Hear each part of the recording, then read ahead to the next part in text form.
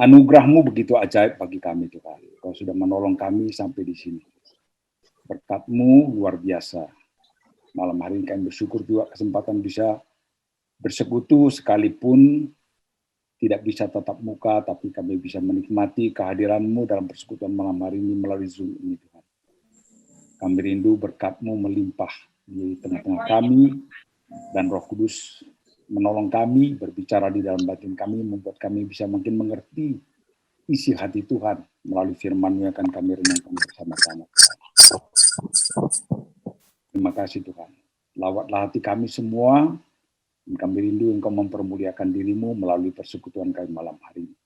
Sehingga kami bisa menikmati cinta-Mu yang ajaib melalui firman-Mu. Dengarkan doa kami Bapa, dalam nama Tuhan Yesus kami datang. Amin. Shalom. Halo. Halo Kak gimana? Kak Kastiana sehat? Sehat. Terima kasih Rantu Bonar. Ya, saya dikasih topik ini, memahami kehendak Tuhan. Teksnya dari 1 Timotius pasal 2 ayat 3 dan 4. Jadi saya baca untuk kita. Itulah yang baik dan yang berkenan kepada Allah, Juru Selamat kita, yang menghendaki supaya semua orang diselamatkan dan memperoleh pengetahuan akan kebenaran. Jadi, yang baik dan yang berkenan kepada Allah Juru Selamat kita, yang menghendaki semua orang diselamatkan dan memperoleh pengetahuan akan kebenaran. Nah, memahami kehendak Tuhan. Kita sering sekali ya bicara tentang kehendak Tuhan. Saya kira sudah nggak tahu berapa kali keluar dari mulut kita itu. Tapi apakah betul yang kita sebut kehendak Tuhan dari persepsi kita itu betul-betul kehendak Tuhan? Di agama sebelah juga bicara tentang kehendak Tuhan dan bahkan bagaimana caranya mengetahui kehendak Tuhan dan luar biasa sebenarnya ya. Tapi apakah itu yang dimaksud kehendak Tuhan itu? Nah, sering sekali kita berbicara tanpa kita sadari. Mungkin ya, saya pernah mendengar satu hamba Tuhan bilang gini, pernikahan itu kehendak Tuhan, tapi jodoh itu belum tentu dari Tuhan gitu ya. Karena kita dikasih ada kehendak bebas juga di dalam. Hanya sekalipun itu bukan kehendak Tuhan, sekali sudah dipertemukan, dipersatukan oleh Tuhan, tidak boleh diceraikan manusia. Konsekuensinya itu, ketika kita manut lomo dan membawa itu berani di hadapan Tuhan, semua konsekuensi di belakang itu kita harus tanggung, kira-kira begitu. Tidak boleh cerai. Jadi inilah pernikahan Kristen. Jadi dia bilang, belum tentu laki-laki dan perempuan itu yang dikehendaki Tuhan. Karena kita punya kehendak bebas. Nah, Pak Yakub Susabda mengatakan begini, ada 6 hal yang menyebabkan sesuatu terjadi di dunia ini. 6 hal itu apa ya? Yang pertama itu kehendak Tuhan. Kehendak Tuhan yang suci, yang mutlak, yang tak pernah berubah sejak dunia ada dan sampai akhirnya. Dari kekekalan sampai kekekalan. Kehendak Tuhan itu nggak pernah berubah. Misteri itu, sulit dimengerti. Yang tak berubah itu. Kita kan kecil ya. Makanya Musa bilang itu dalam Ulangan pasal 29 itu, ya semua hal-hal yang misteri yang masih tersembunyi itu milik Tuhan. Yang sudah dibukakan itu milik kita, yang sudah dinyatakan itu milik kita untuk kita lakukan dan kita ajarkan kepada generasi berikutnya. Jadi kehendak Tuhan itu mutlak terjadi. Nah, ini masih ada 5 faktor lagi. Yang kedua yang menyebabkan sesuatu terjadi. Jadi apa yang terjadi di Ukraina, di Soviet, apa yang terjadi di dunia ini dengan COVID ini, apakah itu kehendak Tuhan? Nah, kita nanti pikirkan bersama-sama ya. Nah, yang kedua, yang diizinkan Tuhan. Berbeda yang dikehendaki Tuhan dengan yang diizinkan Tuhan. Sebenarnya bangsa Israel itu Tuhan mau dialah menjadi raja, menjadi pemimpin, tapi bangsa yang bebal itu kepingin belajar dari negara tetangga, ya, pingin punya raja, sehingga Tuhan bilang, ya silakan aja. Sebenarnya aku yang mau jadi raja, tapi kalau mereka memilih silakan. Jadi itu diizinkan Tuhan, sehingga Tuhan menunjuk siapa ya? Saul. Saul ya. Saul menjadi raja. Apakah itu dikehendaki Tuhan? Enggak, yang diizinkan Tuhan itu. Jadi mungkin dalam hidup kita ini juga banyak hal-hal yang diizinkan Tuhan, yang membuat kita bergumul dalam hidup ini. Itu yang kedua, ya. Tapi yang ketiga, kehendak bebas. Kita punya kehendak bebas. Jadi anugerah Allah itu tidak membebaskan kita dari tanggung jawab. Ada kehendak bebas yang diberikan Tuhan sama kita. Setelah kita dipilih, ditebus menjadi miliknya, kita bukan menjadi robot. Kita punya free will. Gitu ya. Kemana kita arahkan itu? Kemana kita taruhkan itu? Nah, Rasul Paulus mengingatkan dalam Roma pasal 12 itu, ya, supaya kita mempersembahkan tubuh kita, kehendak bebas kita itu kepada Tuhan, supaya kita makin mengerti kehendak Tuhan, gitu ya. Jadi, baik saya baca Roma 12 itu. Ayat 8. Roma 12 ayat 1-2. Karena itu saudara-saudara, demi kemurahan Allah, aku menasihatkan kamu, supaya kamu mempersembahkan tubuhmu sebagai persembahan yang hidup dan yang kudus dan yang berkenan kepada Allah. Itu adalah ibadahmu yang sejati. Janganlah kamu menjadi serupa dengan dunia ini, tetapi berubahlah oleh pembaruan budimu, sehingga kamu dapat membedakan manakah kehendak Allah, apa yang baik, yang berkenan kepada Allah dan yang sempurna. Jadi, kehendak bebas itu ketika kita gunakan semau kita, itu kehendak kita, kebebasan kita. Konsekuensinya kita tanggung.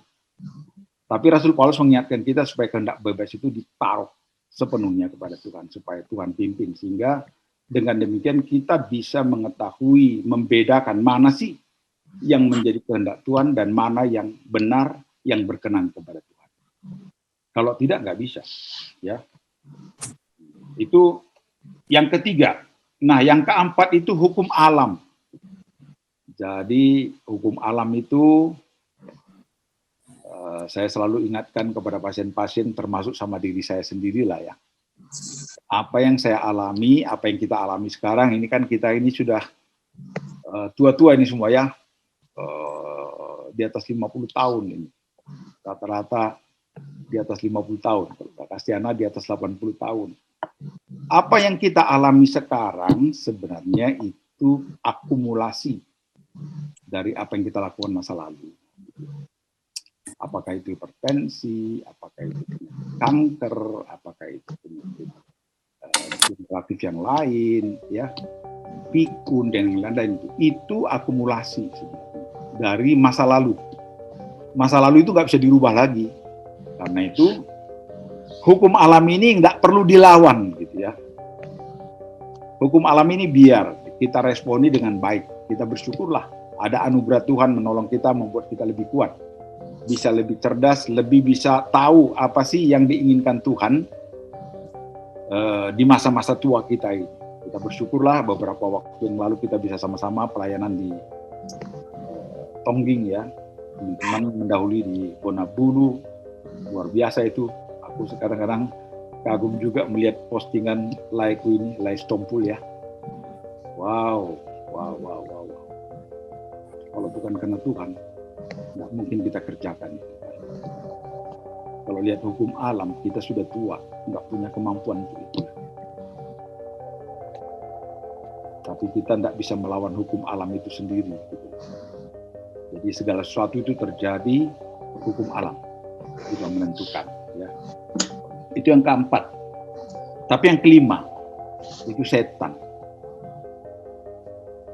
Setan itu berperan besar membuat kejatuhan manusia dalam dosa itu sejak awal itu setan lah ya. Cuman setan itu tidak bisa kita salahkan, memang setan ya setan gitu ya. Jangan dikambing hitamkan setan itu. Kita bersyukur sebagai orang percaya, kita sudah ditebus menjadi miliknya, bukan hanya menjadi miliknya, tapi kita dikaruniai kuasa untuk melawan si setan. Dan Tuhan Yesus juga mengajar kita supaya kita berdoa setiap hari, supaya dijauhkan dari si setan, si iblis yang akan menggodai kita. Jadi iblis, ya memang itu kerjanya, mencobai kita supaya kita jatuh, supaya kita jauh dari Tuhan.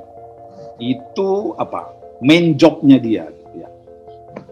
Nah, kita sebagai orang Kristen makin bertumbuh, makin mengenal Tuhan, harus makin peka, makin bisa tahu, mengenali strategi si setan akan menjatuhkan kita. Dan betapa bodohnya lah kalau kita mau menyerahkan hidup kita dikendalikan oleh setan. Tetapi yang sering tanpa kita sadari, kita membiarkan setan mengambil alih persoalan kita. Setan itu berpengaruh. Jadi, supaya kita waspadalah ya. Berikutnya yang keenam, itu intervensi Allah.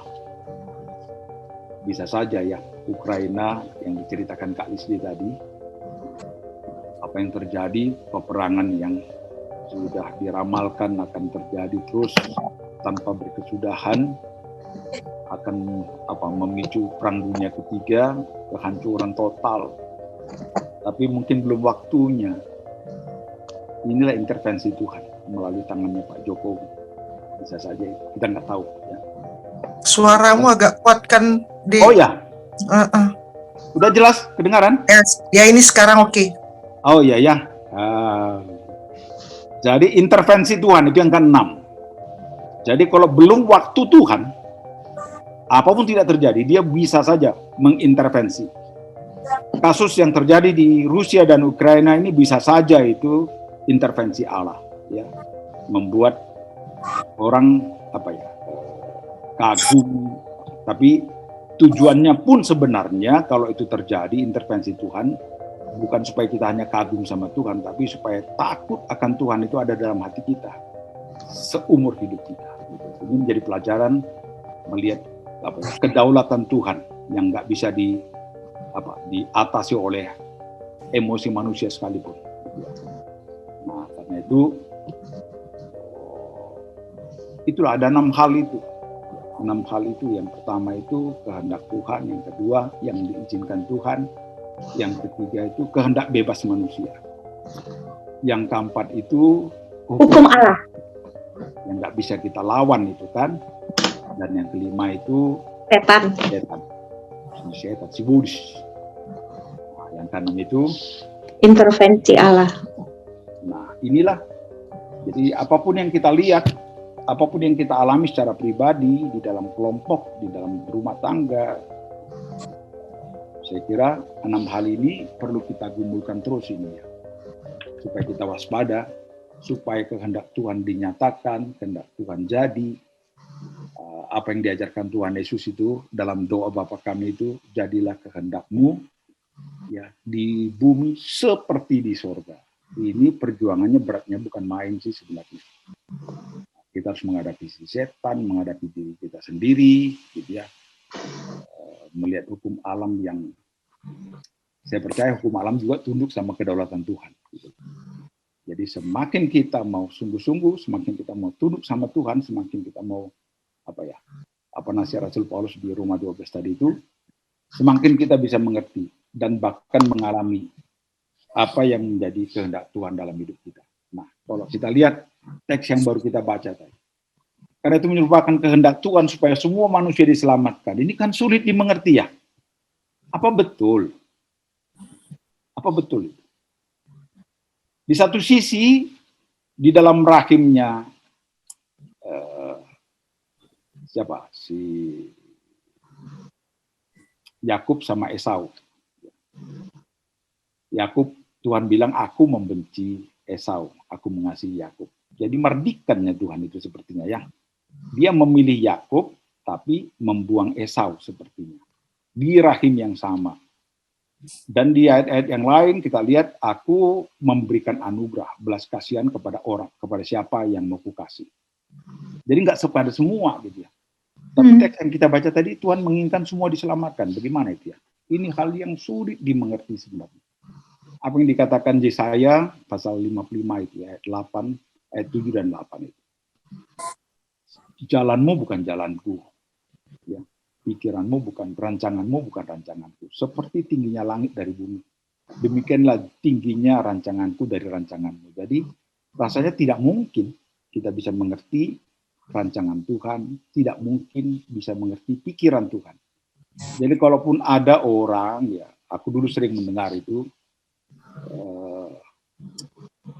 kalau aku sih sudah mengerti pikiran Tuhan, itu ngeri kali ya. Iya, jadi dia terlalu dekat mungkin dengan Tuhan sehingga dia berkalut karib, ke surga pun dia pergi bercerita dengan Tuhan. Tapi ada yang bilang dia sepertinya nggak kembali lagi dia. Naik turun surga. Jadi kenapa itu bisa terjadi? Ya itulah kebebasan manusia menafsir, kebebasan manusia untuk mengerti. Tapi kalau koridornya salah, ya salah lah, gitu ya, salah lah. Nah karena itu untuk mengerti jauhnya pikiran Tuhan dari pikiran kita yang rasanya tidak mungkin, impossible lah. Kecuali dia sendiri yang menyatakan itu sama kita. Dan yang dinyatakan pun sebenarnya saya sangat yakin tidak semua. Bagian kecil dari Tuhan itu yang dinyatakan sama kita. Dan bagian kecil dari Tuhan yang ditulis dalam Alkitab itu pun itu sudah luar biasa. Begitu. Jadi kalau dibilang jauhnya langit dari bumi yang nggak ada titik temunya itu, kecuali dialah yang mempertemukan, dia yang menyatakan diri membuat kita bisa mengerti. Itulah anugerah. Itulah kebaikan Tuhan sama kita sebenarnya. Karena itu kalau disebutkan sini yang diinginkan Tuhan supaya semua orang diselamatkan, ya itu memacu kita, mendorong kita untuk apa? Untuk bekerja giat melayani Tuhan, bersaksi dimanapun gitu ya. Karena kita tidak tahu siapa orang yang dikasihi Tuhan, kepada siapa Tuhan memberikan belas kasihan. Dan kalau kita lihat faktanya sekarang, banyak orang menjadi Kristen bukan karena orang Kristen. Banyak orang bertobat bukan karena pelayanan pendeta. Banyak orang justru mengatakan, kalau melihat tingkah laku orang Kristen, amin amin aku jadi orang Kristen. Tapi karena belas kasih Tuhan lah, anugerah Tuhan yang membuat aku bisa percaya. Itu suatu tantangan, tamparan sih sebenarnya sama kita, sama orang-orang Kristen ini ya. Nah, nasihat Rasul Paulus sama Timotius itu supaya berdoa untuk bangsa, untuk pemimpin, supaya terjadi ketenangan, karena memang itulah yang dikehendaki Tuhan, dan supaya kita juga mengerti Tuhan menginginkan banyak orang diselamatkan. Melalui siapa? Melalui hidup kita. Tapi saya ingat lagi itu ketika bangsa ketika Tuhan Yesus masuk ke Yerusalem, semua orang bersorak-sorak, Hosana, Hosana, Hosana, diberkatilah dia yang datang dalam nama Tuhan. Orang Farisi itu kasih tahu sama Tuhan, suruh diam orang itu, terlalu bising, terlalu ribut gitu. Tuhan Yesus bilang kalau mereka diam, batu-batu ini pun bisa berteriak. Nah ini peringatanlah sama kita, kalau Tuhan bilang dia ingin supaya banyak orang diselamatkan, supaya semua orang diselamatkan. Yang jelas, tidak semua orang diselamatkan. Tapi itu mendorong kita untuk terus bersaksi, melayani Tuhan, memberitakan kabar baik. Kira ini pentinglah menjadi renungan bagi kita. Ya, saya bersyukur kita ini sudah tua-tua, tapi hatinya masih seperti anak muda semua. Ada yang mengeluh kulihat dalam pelayanan, gitu ya. Wow, luar biasa ini, luar biasa. Saya sangat diberkati melihat gerakan kita ini ya.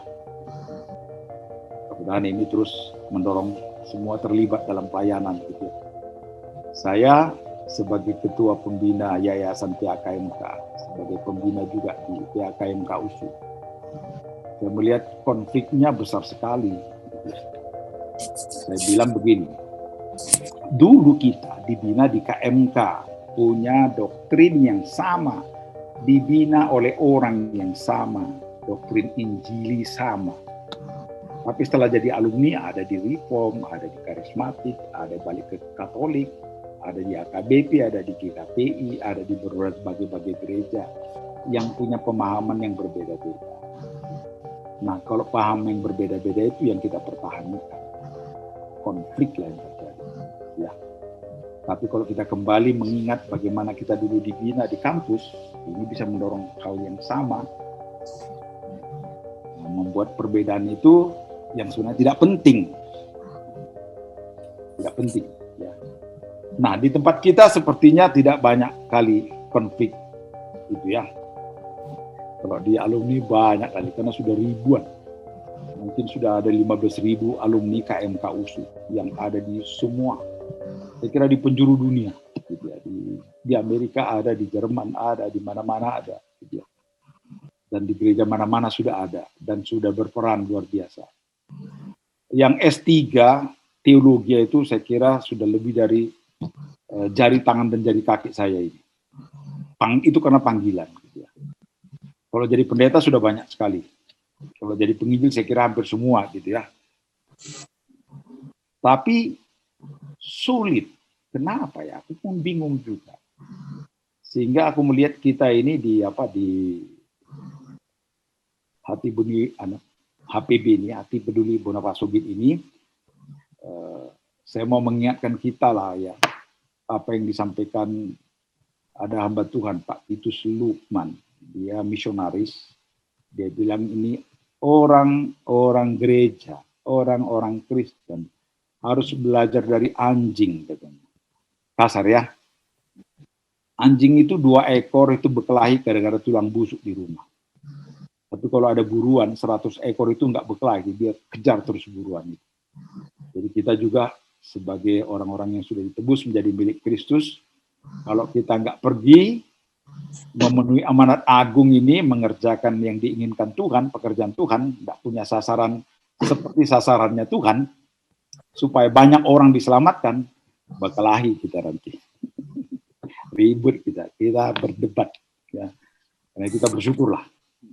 Nah, karena itu, supaya kita semakin mengerti kehendak Tuhan. Yang sulit itu, ya, kehendak Tuhan yang jauh dari kita itu.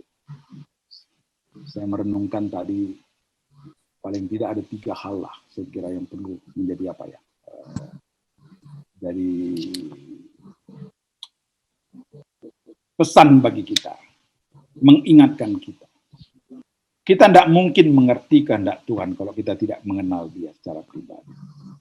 Nah, itu yang pertama itu relasi yang sudah dipulihkan. Saya percaya kita semua ini menjadi hamba-hamba Tuhan yang sudah mengalami pemulihan relasi yang dulu rusak karena dosa, tapi sudah dipulihkan di dalam Kristus. Amin. Ya, itu yang pertama saya kira. Jadi kalau relasi kita tidak baik atau relasi kita rusak dengan seseorang, nggak mungkin kita mengerti dan nggak mungkin dia menyatakan isi hatinya sama kita. Suami istri saja pun begitu ya. Kalau sudah berantem itu kan agak sulit ya memahami. Tapi kalau sudah sepakat, sehati, bisa curhat, maka isi hati pasangan itu kita bisa mengerti. Demikian juga kita dengan Tuhan. Relasi yang pribadi yang intim dengan Tuhan itu membuat kita semakin mengerti isi hati Tuhan. Ketika kita membaca, merenungkan firman Tuhan pun kadang-kadang banyak hal-hal yang dibukakan Tuhan bagi kita. Kan? Yang dulu kita tidak mengerti, sekarang tambah mengerti. Yang dulu kita rasanya tak suka, sekarang jadi suka membaca. Kalau sudah dipulihkan, itu yang pertama. Yang kedua, saya percaya kehendak Tuhan itu tidak jauh dari, tidak mungkin berlawanan dengan firman Tuhan. Nah, karena itu perlu membaca, merenungkan firman Tuhan setiap hari. Apa itu? Bersatu teduh ya. HPDT ya. Jadi hubungan pribadi dengan Tuhan melalui firman Tuhan, bergaul dengan Tuhan, merenungkan firman Tuhan, dan bahkan bukan hanya merenungkan, melakukan. Karena apa? Karena firman Tuhan itu mutlak. Firman Tuhan itu kebenaran sejati. Firman Tuhan itu kebenaran yang nggak pernah berubah. Kita yang berubah. Nah, ketika kita mau mendengar dan melakukannya, kita menikmati kebenaran itu sendiri. Kebenaran itu dinyatakan dalam hidup. Itu sebabnya Tuhan Yesus bilang yang berbahagia adalah yang mendengar dan yang merenungkan. Bahkan dia bilang kalau kamu hanya mendengar tapi tidak melakukan, kamu seperti orang bodoh yang mendirikan rumah di atas pasir. Tapi kalau kamu mendengar dan melakukan, kamu seperti orang bijak yang mendirikan rumah di atas batu karang. Nah, karena itu yang kedua ini penting sekali lah bagi kita ya. Biarpun kita sudah tua, mungkin matanya sudah mulai kabur, tapi sekarang kan sudah ada Alkitab suara ya, kita bisa dengar. Saya pun sering gunakan itu sambil berolahraga, sambil mendengar itu. Gitu ya. Saya kira membaca, merenungkan firman Tuhan itu penting sekali, sehingga kita bisa merasakan apa yang dikatakan Daud dalam Mazmur 119 ayat 105 itu. Firman-Mu itulah pelita bagi kakiku dan terang bagi jalan. Jadi kalau kita mendengar, melakukan, menjadikan firman itu menjadi guideline dalam hidup kita, kita pasti menemukan kebenaran ya. Kita pasti menemukan yang diinginkan Tuhan. Dan firman Tuhan itu sekaligus memproses kita sih sebenarnya. Membentuk karakter kita, mengikis karakter kita. Saya kira itu penting. Yang kedua, ya. Nah, yang ketiga, Kolose pasal 3 kita baca. Kolose pasal 3.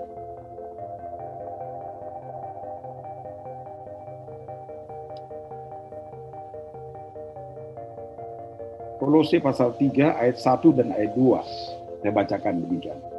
Karena itu kalau kamu dibangkitkan bersama-sama dengan Kristus, carilah perkara yang di atas, di mana Kristus ada dan duduk di sebelah kanan Allah. Pikirkanlah perkara yang di atas, bukan yang di bumi. Wah, ini makin sulit ya. Makin sulit. Pertama tadi relasi yang baik, yang kedua membaca, merenungkan dan melakukan, ketiga ini memikirkan, mengarahkan hati kita. Fokus kepada Tuhan. Di mana Dia ada. Duduk di sebelah kanan Allah. Dunia ini, sadar atau tidak sadar, kita punya daya tarik yang lebih daripada Alkitab. Percayalah. Dunia itu punya daya tarik yang lebih kuat dari Tuhan itu sendiri. Sampai kita sadari. Ya.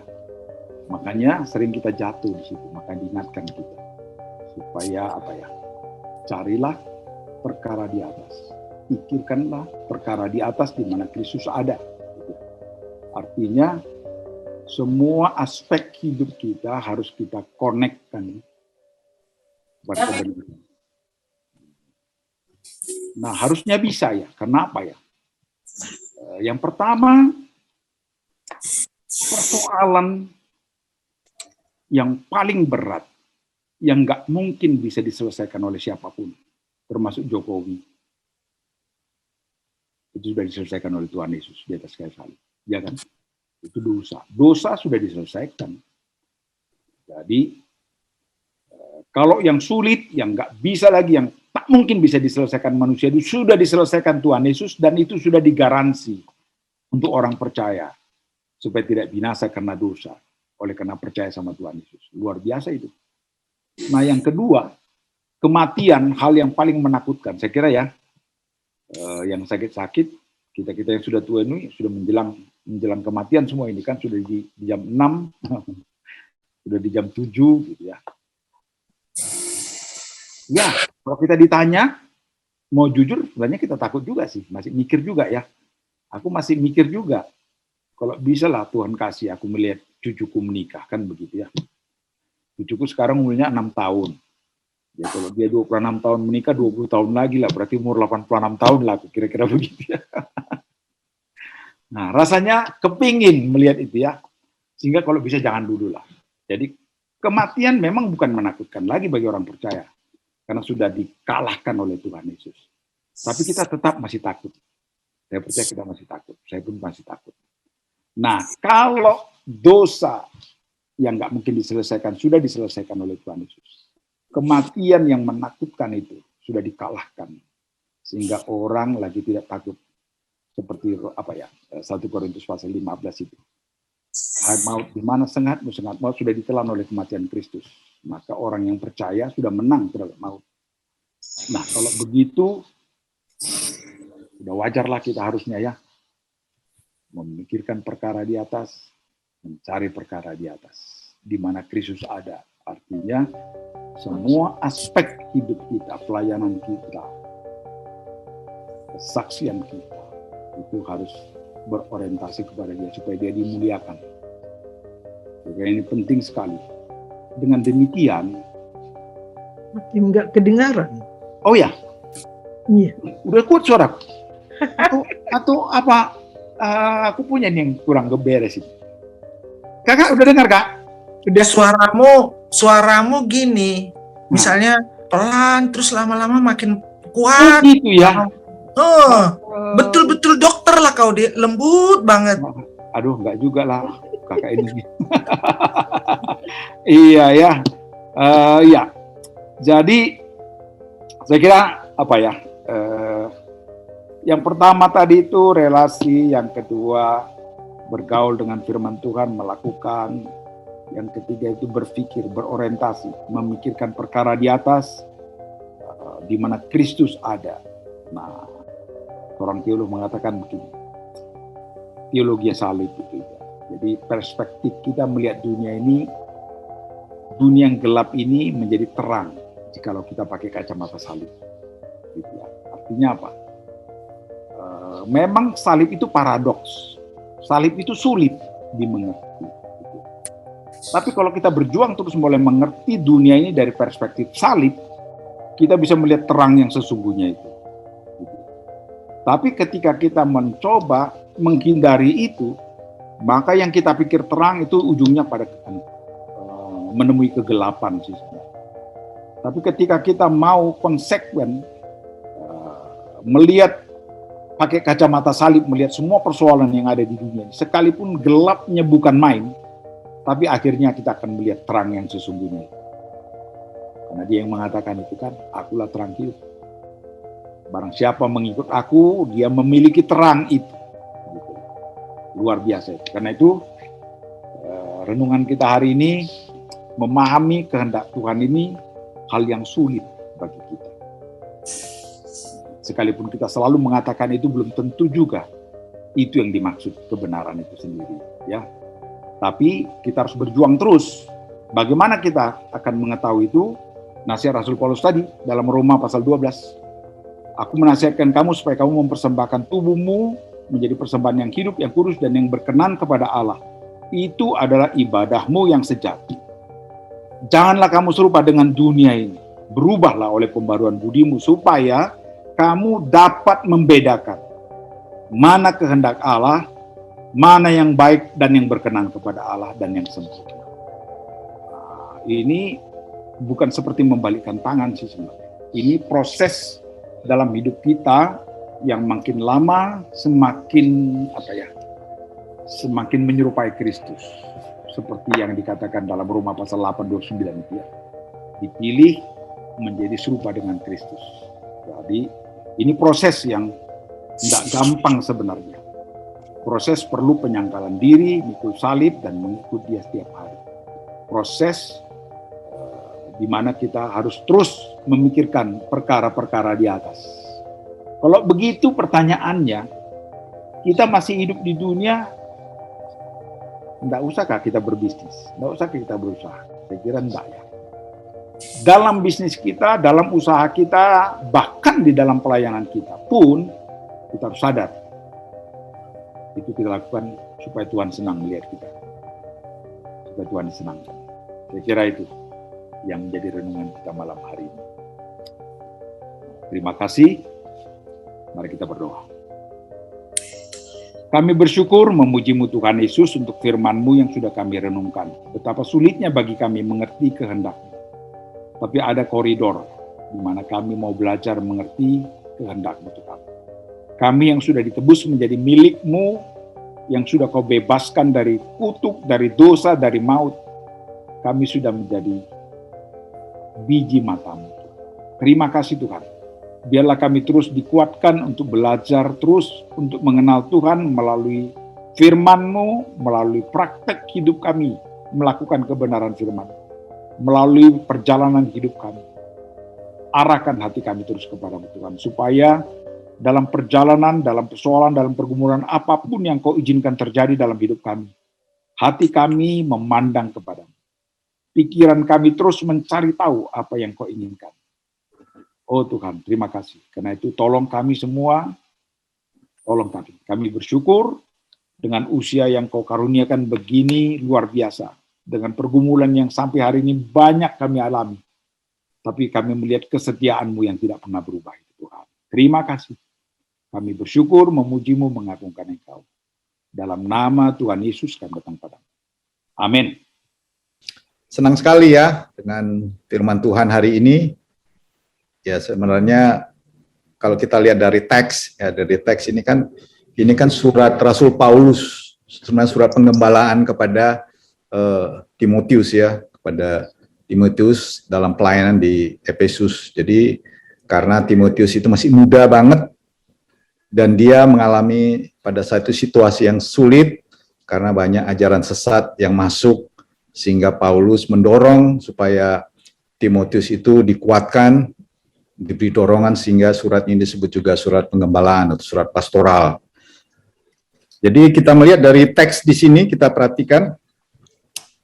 Jadi Paulus berkata, pertama-tama aku menasihatkan, naikkanlah permohonan doa syafaat dan ucapan syukur untuk semua orang, untuk raja-raja dan untuk semua pembesar, agar kita dapat hidup tenang dan tentram dalam segala kesalehan dan ketentraman. Teksnya tadi ayat 3 ya, ayat 3 dikatakan, itulah yang baik dan yang berkenan pada Allah, Juru Selamat kita. Jadi ternyata sebagai pelayan Tuhan, Paulus mengingatkan kepada Timotius supaya banyak berdoa untuk raja-raja, karena pada waktu itu memang situasi mereka dikuasai, dijajah oleh kerajaan Romawi ya, di mana Kaisar Nero yang berkuasa pada waktu itu, dalam teks, dalam background sejarahnya. Jadi supaya orang-orang percaya bisa tenang, yang pertama disuruh berdoa untuk penguasa, untuk raja-raja pada waktu itu ya. Jadi, dan ini relevan dengan kita, apa yang disampaikan Dr. Ranto tadi, bagaimana kita memahami kehendak Allah. Yang pertama ya berdoa. Doa itulah kunci untuk kita bisa memahami kehendak Allah. Kalau kita nggak berdoa, kita nggak ngerti apa maunya Tuhan. Jadi doa ini juga membangun relasi kita dengan Tuhan. Ya, relasi. Tuhan Yesus berkata, kalau kita berdoa, tapi didasari dengan firman Tuhan. Makanya dokter tadi bilang, kita harus akrab dengan firman Tuhan. Jadi doa-doa tanpa membaca firman Tuhan, itulah kadang-kadang bisa doa kedagingan, doa untuk kepentingan pribadi. Jadi kita di yayasan di komunitas Hati Peduli Bonapasogit ini, pertama kita doa itu hal yang baik yang berkenan kepada Tuhan. Yang kedua dikatakan di sini apa? Ayat 3, itulah yang baik dan yang berkenan pada Allah Juru Selamat kita. Ayat 4 dikatakan apa? Yang menghendaki supaya semua orang diselamatkan. Jadi kehendak Tuhan maunya Tuhan supaya semua ini diselamatkan. Lewat apa? Lewat pelayanan kita, lewat penginjilan kita, lewat hidup kita, kesaksian kita, supaya orang diselamatkan. Diselamatkan artinya apa? Dikatakan di sini ayat 5, dikatakan ayat 4, yang mendaki supaya semua orang diselamatkan dan memperoleh pengetahuan akan kebenaran. Karena Allah itu Esa, dan Esa pula yang menjadi pengantara antara Allah dan manusia, yaitu manusia Kristus Yesus, yang telah menyerahkan dirinya sebagai tebusan bagi semua manusia, itu kesaksian pada waktu yang ditentukan. Jadi kehendak Allah itu supaya orang diselamatkan kalau orang itu punya pengenalan akan Yesus Kristus.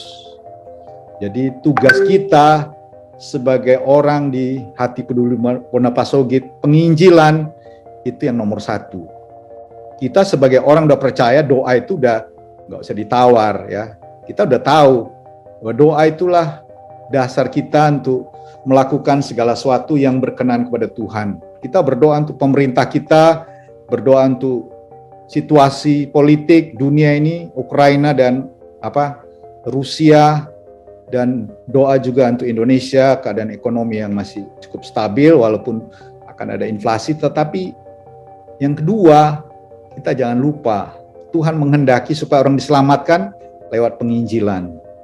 Ya, kita bersyukur untuk Dr. Ranto yang pergi ke Samosir dengan tim KMK-nya supaya pemberitaan Injil jalan. Memang ada gereja, tapi kadang-kadang gereja bukan pemberitaan Injil lagi. Mereka sibuk dengan organisasi, dengan keuangan, dengan pembangunan fisik. Mereka lupa penginjilan adalah kemauan Tuhan, kehendak Tuhan, supaya orang mengenal Yesus juru selamat kita. Jadi kemauan Tuhan itu, kehendak Tuhan itu yang pertama supaya manusia diselamatkan melalui Yesus Kristus. Jadi kita bersyukur untuk Bang Ranto yang sudah menguraikan kehendak Tuhan itu ya memang ya kemauan Tuhan. Di dalam teks ini kemauan Tuhan apa? Supaya orang mengenal kebenaran. Orang nggak mungkin diselamatkan kalau nggak mengenal firman Tuhan. Jadi Paulus berkata dalam Roma 10 ayat 17, iman itu timbul dari pendengaran firman. Jadi firman Tuhan itulah yang membuat kita bisa memahami kehendak Tuhan. Ya, kita nggak tahu hidup ini apakah kita hati peduli buana posokit kehendak Tuhan apa enggak. Tapi kalau memang penginjilan itu kehendak Tuhan. Tapi kalau kita mau hura-hura di sini, mau cari kepentingan pribadi, kesenangan pribadi, mau jalan-jalan ke tongging sana sini, itu enggak kehendak Tuhan. Kehendak Tuhan supaya apa? Banyak orang diselamatkan lewat pelayanan kita.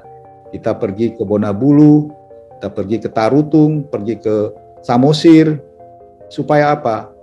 Kita yang udah tua-tua ini menjadi saluran berkat. Jadi kiranya firman Tuhan hari ini luar biasa ya. Jadi saya bersyukur tadi Bang Ranto ada 7 yang diuraikan, tapi saya menyimpulkan hanya 3 ya. 3 tadi dikatakan apa? Kita punya relasi yang baik dengan Tuhan. Relasi itu kalau kita nggak punya relasi dengan Tuhan, kita nggak akan dipakai Tuhan. Kita nggak akan berkenan kepada Tuhan. Hubungan kita dengan Tuhan yaitu melalui doa kita. Kita berdoa untuk keluarga kita, untuk pribadi kita juga dalam kelemahan, kekurangan kita. Yang kedua, kita juga harus punya persekutuan dengan firman Tuhan. Karena firman Tuhanlah dasar untuk kita memahami kehendak Tuhan. Kita nggak tahu kehendak Tuhan kalau kita nggak membaca firman Tuhan. Jodoh kita dari Tuhan apa enggak kalau kita nggak baca firman Tuhan. Saudara, bisnis kita itu dari Tuhan apa kalau kita nggak membaca firman Tuhan. Yang ketiga dikatakan apa? Kita harus mikirkan banyak perkara-perkara yang nggak dipikirkan oleh dunia ini. Dunia ini mikirkan yang di bawah, tapi kita mikirkan perkara yang di atas, maksudnya Kristus ada di sana. Tuhan Yesus jadi penguasa tunggal, Raja, dan Dia rindu supaya orang mengenal Dia lewat hidup kita. Jadi kiranya firman Tuhan ini boleh menguatkan kita dalam sisa-sisa hidup kita. Kita nggak tahu apa 20 tahun lagi, kayak Bang Rajuni mungkin tahun sampai 90 umurnya ya, karena 70 lebih dia masih bisa ke Papua naik pesawat apa, itu menunjukkan bahwa dia umur 70 itu seperti umur 50. Ya mungkin beda-beda status kita ya, ada orang udah 60 pun udah nggak bisa jalan ya. Jadi kita mengucap syukur, kita mikirkan aja perkara-perkara Tuhan, firman Tuhan. Jadi kita bersyukur. Jadi teman-teman bilang, kamu masuk apa itu? Ini kami 60 ke atas. Kelompok Hati Peduli Bonapasogit udah 60 ke atas baru peduli dengan Bonapasogit. Masih 45 pun masih peduli dengan bisnis sendiri, kekayaan kantong sendiri. Tapi udah 60 mulai mikirkan penginjilan. Jadi luar biasa ya. Tapi ternyata Tuhan memberi kesehatan. Saya senang dengan Amang Sariman ya. Tetap semangat, pagi-pagi udah jam 2 udah kirim doa, topik doa, ya kan? Jadi itu menunjukkan bahwa perkara yang di atas itu di mana Tuhan mau supaya kita dipakai Tuhan. Kiranya firman Tuhan boleh mencerahkan, memberkati kita, sehingga kita diberkati lewat pelayanan Hati Peduli Bonapasogit. Terima kasih untuk Dr. Ranto yang sudah menguraikan firman Tuhan begitu jelas, gamblang. Saya kira semua kita memahami. Terima kasih, Tuhan memberkati.